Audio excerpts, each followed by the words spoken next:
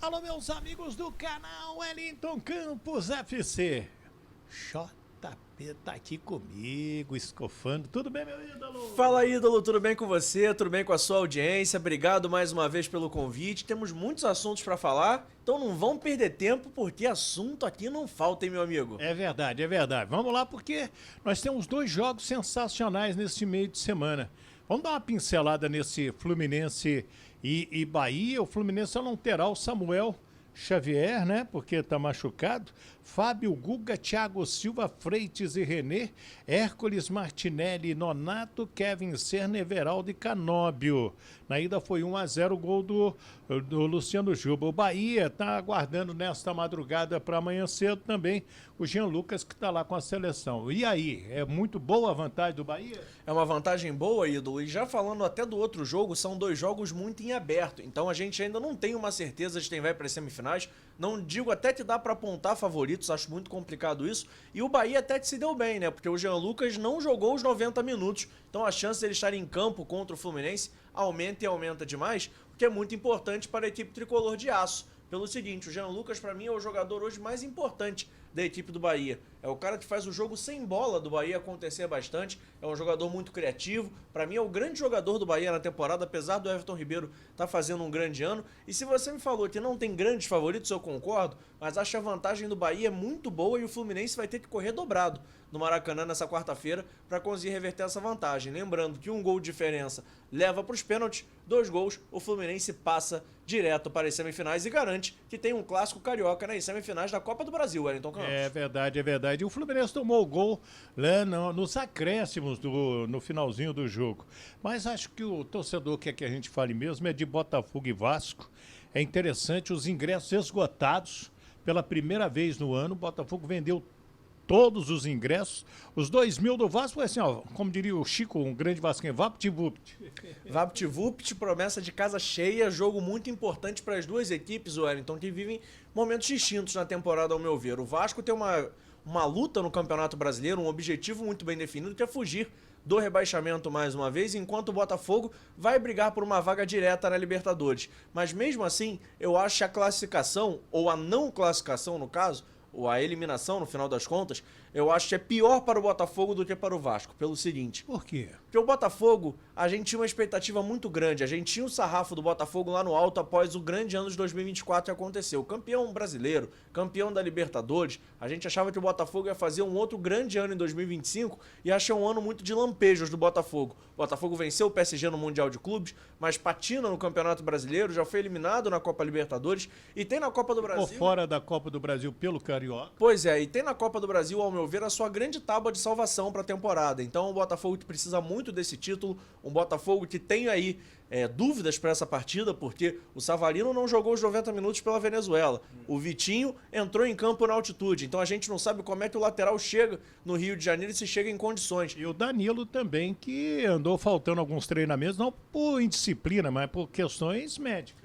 Pois é, e essa pode ser, ao meu ver, o maior desfalque do Botafogo. O Danilo? Sim, porque o Danilo é um jogador diferente, Wellington. Ele chegou há pouco tempo no clube, é um jogador que ainda está se adaptando, não está no seu melhor ritmo. Acho que o Danilo ainda não está 100%, está se aproximando disso cada vez mais, mas já dá pra ver que é um jogador diferente. É o cara que controla o meio de campo do Botafogo, é um jogador muito criativo, é um jogador muito intenso e acho que é um jogador que faz a diferença em qualquer clube do Brasil e com o Botafogo não seria diferente. Outro fator que eu acho importante a gente ressaltar e que eu acho que pode ser o fiel da balança nesse jogo, o Botafogo com o David Ancelotti dentro do estádio Newton Santos ainda não fez uma grande exibição, ao meu ver. Você pode até discordar de mim, mas acho o Botafogo... Eu tô puxando pela memória e concordando com você. Eu acho o Botafogo dentro de casa não é a equipe arrasadora que era no passado. E acho que isso pode deixar o jogo um pouco mais em aberto do que a gente pensava. Eu acho que o resultado do primeiro jogo foi melhor pro Botafogo, pelo que o Vasco apresentou, pelo que o Vasco fez. O Vasco merecia ter vencido aquela partida. E acho que, assim, pelas chances que criou, tá? Apesar de não terem sido tantas, o Vasco foi levemente superior e acho que esse gol faz falta. Pro Botafogo, eu acho que o jogo tá em aberto, eu acho que o Botafogo é mais time do que o Vasco, tem mais elenco, mas ao mesmo tempo, Wellington, acho que o Botafogo vai ter que fazer valer esse fator casa. Lembrando que no Campeonato Brasileiro, o Botafogo já perdeu ponto pro Vitória, perdeu ponto pro Corinthians dentro do estádio Newton Santos e perdeu um confronto direto pro Cruzeiro. Então acho que o Botafogo ainda precisa ser a equipe do ano passado, sob o comando do David Ancelotti, Sport no estádio Newton Santos. Não vencendo até agora e acho que isso pode ser um fator que joga um pouco contra o Alvinegro. Então vamos mudar de lado agora. Vamos falar do Vasco da Gama, porque se o David Ancelotti tem algumas dúvidas, pelo lado do Fernando Diniz, ele ganha 2 reforços ao meu sentir. O Paulo Henrique na lateral direita e o Tietê como volante. O Tietê se machucou, se não me engano, contra o Corinthians e o Paulo Henrique ficou alguns jogos fora. E, inclusive com o Puma. O Puma está com a seleção do Uruguai, liberaram o Varela e ele está jogando. Pois é, ídolo. E aí a gente observa pelo seguinte, né? Como é que futebol é engraçado. Porque muita gente cotava o Paulo Henrique para ser o convocado para a seleção brasileira. Estava na pré-lista. Exatamente, estava na pré-lista, estava vendo, acho que é o meu ver, e aí você pode discordar de mim tranquilamente, mas acho que ele estava numa fase melhor que a do Vitinho do Botafogo, e acho que não era certa a convocação dele, mas parecia muito provável. O Paulo Henrique machuca logo na semana da convocação, perde o jogo contra o Juventude, joga apenas 45 minutos contra o Botafogo, e o convocado no corte do Wanderson é o Vitinho. Ou seja, era o Vasco que podia ficar sem o seu lateral direito tão importante e acabou que isso virou para o Botafogo. Acho que o retorno do Paulo Henrique é muito interessante para o Vasco. É um jogador que, ao meu ver, é mais equilibrado do que o Puma Rodrigues. Ele defende melhor e ataca. Acho, não sei se melhor, mas eu acho no mesmo nível. Isso é muito interessante. E acho o grande retorno para o Vasco, apesar do Paulo Henrique ser o jogador que faz a diferença, é o do Tietê por conta da lesão do Jair. Com a lesão do Jair, a tendência é que o Barros esteja recuado para o primeiro volante e o Tietê volte a ocupar o espaço que vinha sendo utilizado na equipe antes da sua lesão contra o Corinthians. Então acho que é um Vasco que tem aí alguns reforços caseiros interessantes, não tem grandes ausências ao meu ver, e isso pode ser um fator determinante no jogo. A gente ainda não sabe se o Vitinho vai para o jogo, se o Savarino vai para o jogo e principalmente se o Danilo vai ter condições. Enquanto isso, o Vasco volta com um elenco quase completo ao meu ver, e acho que isso pode ser um fator a favor do Cruz Maltino. Bem, agora é o achismo do comentarista. Ou se você, Fernando Diniz, te ligasse. Escofano, tudo bem? Me ajuda aqui.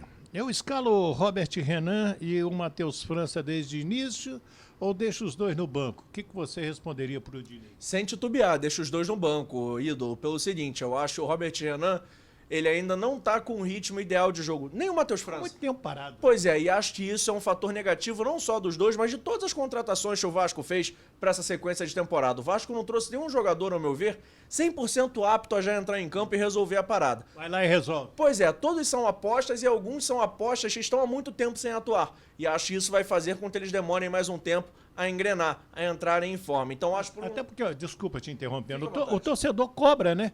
Pô, mas cadê o fulano que chegou? Pois é, e acho que é o seguinte, num jogo de mata-mata, um jogo tão tenso, e ainda mais um jogo no gramado sintético, que a gente sabe que a velocidade muda um pouco, eu acho temerário da parte do Fernando Diniz começar com o Robert Renan, até porque a tendência, caso ele escalhe o Robert Renan, é ter uma dupla de zaga composta por canhotos.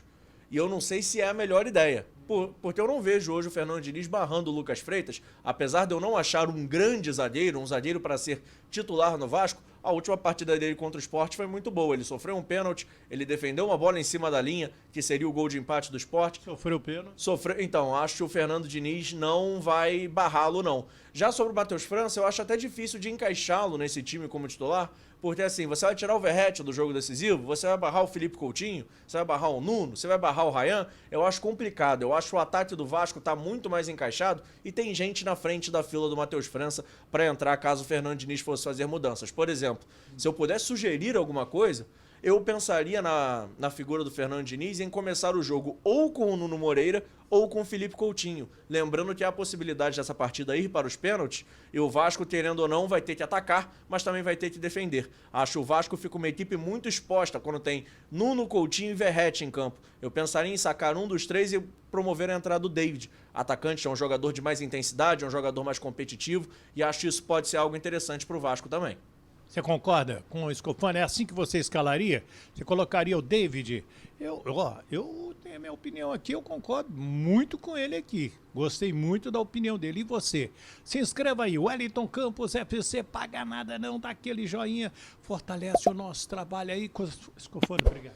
Obrigado mais uma vez, ídolo, tamo junto. Pedi o pessoal me seguir nas redes sociais, @JPScofano. Forte abraço e quando precisar, tô às ordens, hein? É isso aí. Fiquem com Deus, do Rio de Janeiro, JP Scofano e o Wellington Campos.